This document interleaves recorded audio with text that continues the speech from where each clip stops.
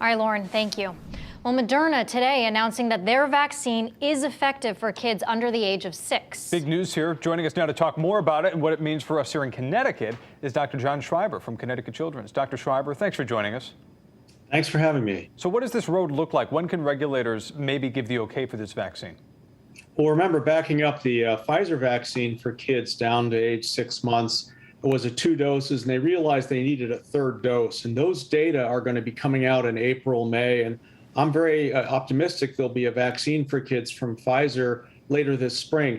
Moderna is now saying their vaccine after 2 doses gives you very good antibody titers, similar to adults and older adolescents. But it's only 2 doses. And it looks to me that it's probably going to need a third dose as well. So it's exciting in that I think there'll be choices for parents coming spring and summer, but probably Moderna will need to present these data to the FDA, and some decisions will need to be made about whether a third dose is going to be required for Moderna as well. You know, some parents, doctor, may be hesitant about giving their young children the vaccine, especially because COVID hasn't hit that population as severely as it has adults. What's your advice to parents? You know, I think it's very important to realize that although children have been much less affected than elderly and people with high risk factors who are in their 70s, that sort of thing, actually a lot of kids have been hospitalized, and 400 have died across the country. And then a number have developed this very unusual inflammatory syndrome called MIS-C that damages their heart and causes a lot of trouble. So although children have been less affected than adults and elderly, they have been affected, and over several hundred have died. So I think most parents would not want that to happen, and this vaccine, I think, will be very effective. Now, the other exciting thing about the vaccines is it looks like there's some worry about myocarditis in older children, maybe 18, 19, 17.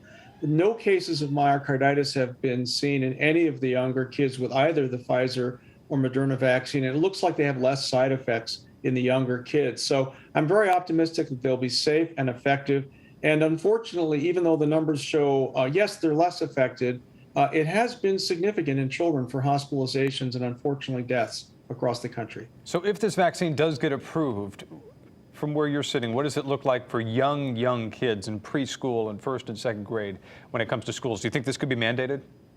Well, you know, I can't say what will happen at each school district. In my opinion, the vaccines that are mandated have been out there for decades, and there's a lot of trust, and that's very important. So in my opinion, I think that these vaccines will be out there.